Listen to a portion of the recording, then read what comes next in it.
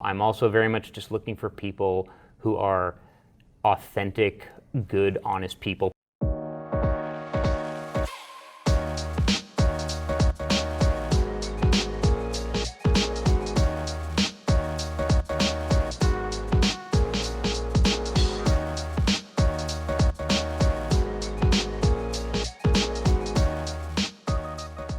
This is Dave Meltzer with Entrepreneur the Playbook, and I have Jonah Becker. Welcome to the Playbook. Thank you so much for having me. I really wanted to come here and talk to you, Jonah, because the most common question entrepreneurs ask me is, how do I get a job in sports? But their perspective of what that means is so different from what I believe to be the truth. And when I'm looking through people that I want to interview, I'm like, this guy has a great job in sports and probably nobody thinks about it. So I want to take your playbook to success. How did you end up in such an extraordinary company?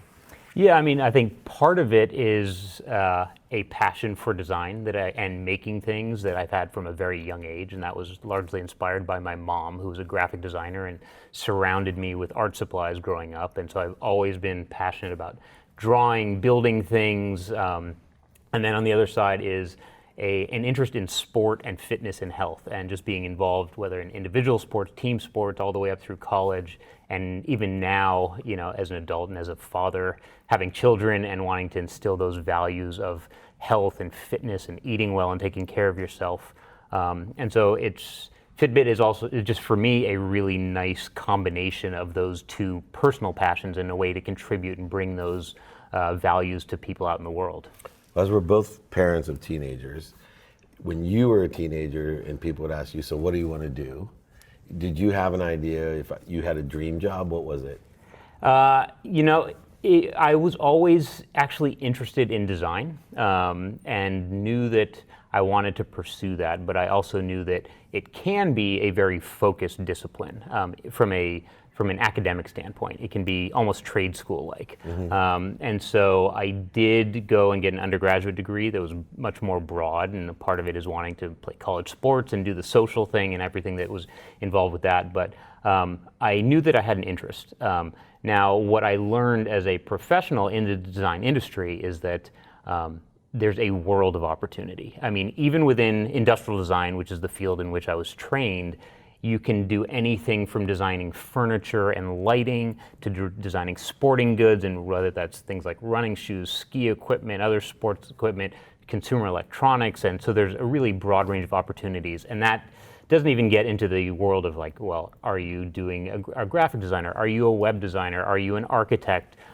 There's so many different opportunities. And what I've also found is that over the course of my career, the definition of what design is has greatly expanded. And I think as the borders between all of these different disciplines is broken down, designer just means I'm finding solutions for businesses and people. And so whatever the tools are in the media, and you have to be able to find solutions and think about people. I know I told you there won't be any tricky questions, but I thought of one, so I'm sorry already. I'm fairly spiritual, and I believe when you're talking through your passion for design and how design has expanded in all these ways, well, one of the things I teach entrepreneurs as well as try to motivate people is kind of design your own life. Mm-hmm. You know, and as you're talking through the different things that you can design, I believe that we have the power through imagination to design and materialize what we're doing. And, you know, as you have your wearable there, the Fitbit wearable, I was on in the Silicon Valley in the 90s, and some of the stuff that exists today, even the innovators that were here from the Ivy League schools, the best schools, the greatest minds, I don't think they would fathom or be able to design in their imagination what we actually have today. And were you a dreamer when you were young in that respect?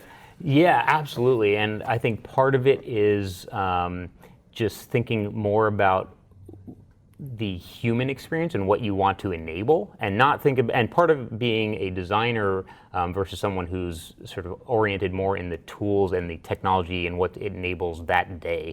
It's thinking about what is the experience and what would you wish could happen, and then circling back and figure out, okay, how do you get there?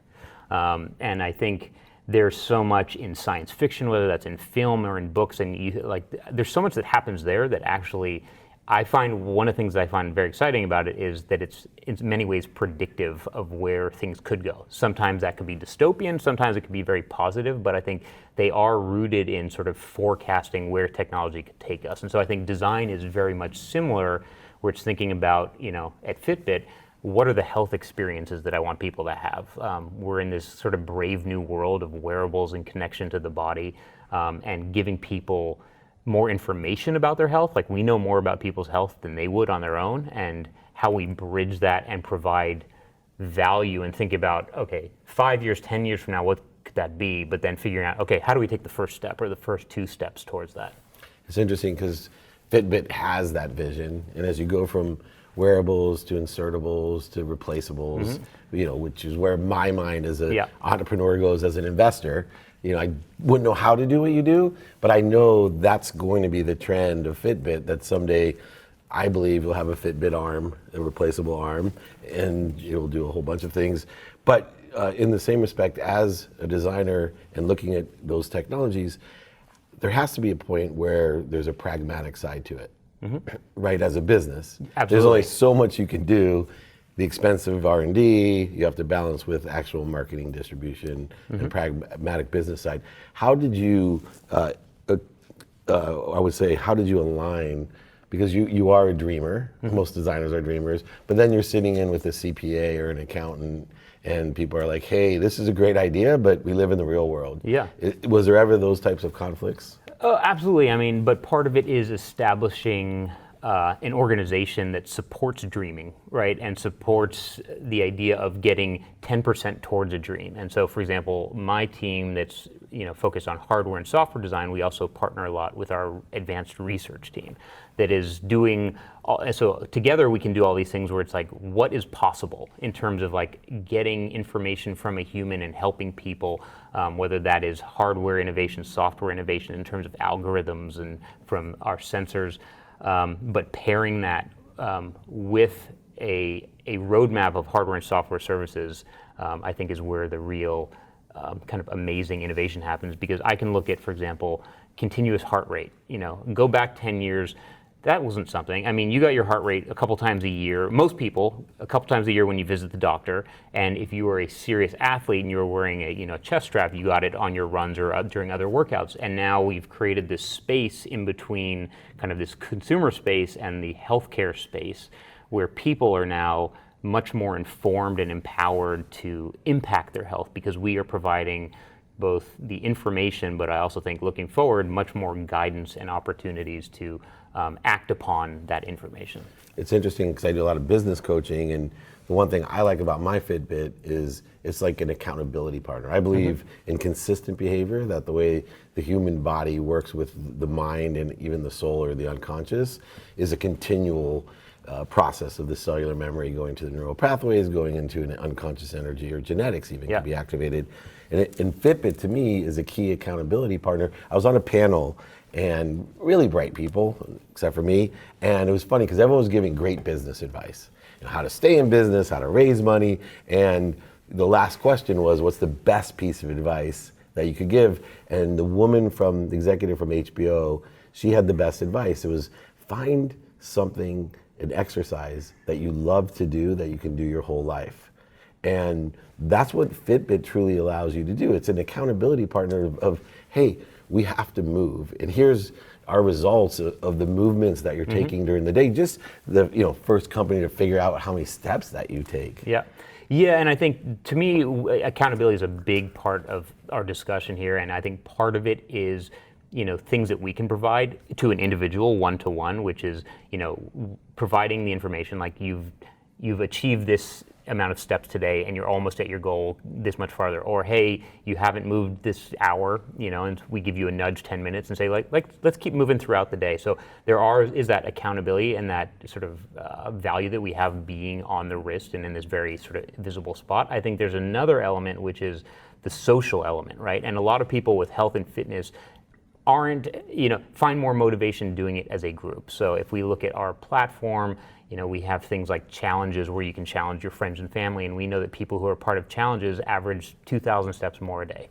We know that people who have a connection to a friend or family member on our platform average more activity than those who don't. We have very active feed groups, and and this can be everything from people interested in weightlifting and running to people who are interested in managing diabetes and everything in between. And we also, for example, in October of last year, launched user-generated feed groups. So you can go in and create your own based on whatever sort of health goal that you might have, and invite people who have similar interests. And there have been, I think over 25,000 user-generated groups. So there's a lot of interest in the social accountability as well. And I think the idea of Fitbit as a platform where people can connect, support, motivate one another is also a huge benefit for us. One thing in technology that I look at, you were talking about, so that's the content side. Yeah. Most people wouldn't think Fitbit's a content company, but the content truly drives the access that is available and the different types of mediums or hardware that's available. And a lot of times when you're in what people perceive as a hardware company. So I was CEO of Samsung's first phone division. Back then it was the world's first smartphone. They called them convergence devices. Everyone focused in on the device, which I think in your business, a lot of people think you're a device company, but they don't realize what really makes the device valuable is the content and these great platforms, because you're truly a platform company, because that platform will just keep expanding. What do you see as the future comes? Yeah. What do you see the trend, and where's the focus for Fitbit in those three areas, either content, access, or the actual hardware? Yeah, I mean, I think you sort of nailed it on the head in terms of our focus, and I am very aware that I think most people in the world, when they think about wearables or think about Fitbit, think Which about is it as a right? device. Luckily for you, when they think about wearables, they think about Fitbit. At least I do. Give me some credit. That to me is a fantastic foundation from which we can launch. But I do think there is an earlier iteration of the company, which is, oh, I have a Fitbit, and this is it, and it's this brightly colored thing that I've got on my wrist, and that's the end all be all. I think that is that being the central focus of the brand. I think the way that I'm thinking of it, and the company and my design team are thinking about it, is a person is at the center of the company. So, and the center of the focus, and then there's hardware, software, content, and services that we curate to help that person. So it's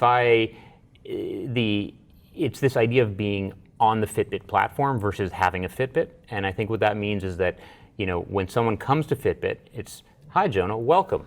What brings you here? What are your goals? Are you trying to run a faster 10K? Are you trying to lose 15 pounds? Are you trying to sleep better? Tell us about your goals. Tell us what your struggles have been, what your successes have been, and we're going to then curate a journey, because I think everyone's health and fitness journey, first of all, is unique. Even if there may be shared goals, there may be a weight loss goal, there may be a stress management goal, things like that. But even within those individuals, everyone is different. We all have different backgrounds. We all have different, body types, different lifestyles, et cetera. And so being able to leverage hardware, software, and services to guide people on a health journey, and one that goes up and down. If you are fitness oriented, you might have an injury. Then what happens? That's not the end of the journey. That's a little bump in the road. And so us being there and responding and helping you is at a time to focus on better sleep or focus on that recovery. I think that to me is a huge opportunity. And the content piece is really providing inspiration and guidance. So it's not just like, hey, here's what we've seen, but here's what we've seen, and here's what you should do to improve, that particular metric to get to the goal that you want in terms of your health. That's all. But when you have a person-centric company externally facing, it's interesting because it's difficult to provide a culture that stimulates that internally. So what do you look for as a senior executive? There's a lot of young people that are applying for jobs within the sports industry that have various backgrounds that, most people can't be the general manager of the Giants here. Yeah. So what do you look for in a new hire, someone that may be right out of school or in their first job? What are the key characteristics that you're looking for a company like yours? Without question, I want someone who can put themselves in either in the shoes of a customer or a range of customers, and I think that's a big part of being a designer, is getting that perspective. And that might be a 23-year-old male who just graduated from design school has to figure out, what does it mean to be a woman 65 to 85, and understand from their perspective to effectively design for those people. So I think full immersion and understanding what those struggles are, and not just applying your own perspective to everything you design. So I think people who can both sort of context change in that way, but also then champion what they've learned in those situations, like what is important to that individual for which they're designing. And I mean, I think there's some raw just talent and sensibility and passion, you know. I'm also very much just looking for people who are authentic, good, honest people that you spend too much time in your career to surround yourself with people you wouldn't want to spend time with, and enjoy, you know, grabbing lunch, you know, and having a chat about something completely unrelated to work. So that, for me, is a very important one to building a strong team as well. Do you find it difficult nowadays? Because a lot of those are emotional intelligence, right? What you described is being able to empathize and put yourself into a position of someone that's completely divergent from your background, et cetera. And it's been said, and I have a huge internship program in young people that work for me, that a lot of the younger people coming up today lack that emotional intelligence because they're forward facing to a screen so many times that they're not interacting in the manner in which you're looking for. Do you see that at all? Because I personally don't, but do you see a difference at all as you're hiring? You know, I have not seen it as much. I've seen bits and pieces, but I think one thing, I think that designers, part of the training that you go through is that emotional intelligence piece, and learning to sort of immerse yourself in different environments or challenges or, you know, consumer groups, and understanding what their needs are. And that's the role of a designer, is to become a quick expert in a field or an area, and then apply that expertise to the design process. So I think in some ways there may be a self-selecting or a filtering of that within the design education process, but it has not been a significant impact to my hiring. Well, last question, and one of my favorite questions to ask here: 10 years from now, you know, what is Fitbit 10 years from now? What are we? Can there be replaceables, or you tell me where are we going to be 10 years from now that would shock people? Yeah, I mean, I think I like to go back to the early days where it was very much about, hey, I have this thing on my wrist, I have this brightly colored band. I think we have now moved to this idea where people want something that's, and I think a lot of technology is like that. It wants to scream, hey, I'm here, I'm new.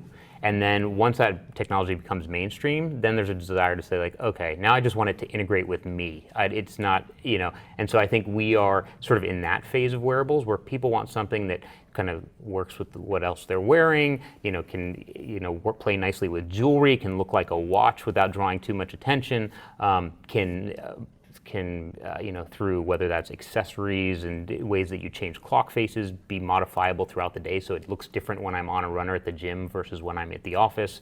I think with our research team, we are always looking at the human body, because that's something that's not changing rapidly, right? So we are looking at, like, what kinds of signals and behaviors can we track on the human body? So that opens us up to anything where you talk about, well, you know, implants and ingestibles and all these other sort of forward-looking possible ideas, but, you know, looking at different parts of the body and where can we get, like, really valuable data that helps people who want to change behaviors that can be changed via lifestyle changes. You know, activity, exercise, sleep, mindfulness, nutrition, hydration. That's really our focus, is behavior change. So if I look forward 10 years, I see this as being, and I think our CEO says this very well, it's like the seatbelt in the car. It's like, it is there, you put it on, you'd be crazy not to. It's sort of second nature, and that value that it provides is critical. And we see this as a critical component of tracking our health. Most people struggle these days to leave a cell phone behind, because that's their connection, whether it's to work, to friends, to family, to interests in the world. I see the idea of wearables, whether that is on your wrist, in your ear, or other parts of the body, you know, hidden underneath your clothes somewhere. I see the data that we collect as being maintaining value 10 years from now, and obviously dramatically improving in terms of what we get. But then I think there's always going to be a connection to the body, and I think that value of the data and the guidance and that we will provide to people will be just tremendous, and people would not leave home without it. And do you see it, you know, the amount of data that can be captured there and analyzed as kind of the OnStar of the human body, where it's, hey, your eyesight has depreciated this much this year, your hearing is down this much, your like critical analysis of the human body, which I can see, you're on the road or path in the next decade to be able to say, hey, get your eyes checked. Yeah, I mean, I think or your PSA levels higher. Yeah, Who knows I think, what else and could I happen. think tying in, both like your behaviors, what is going on with your physiology, the environment around you, and having essentially a dynamic report of how things are going. Whether that is the check engine light or this or that. I think all of those are the kinds of ideas that we're talking about, which is how is this something that essentially helps you maintain health, good health, and live well as long as possible. Because the reality is everyone's life ends the same way.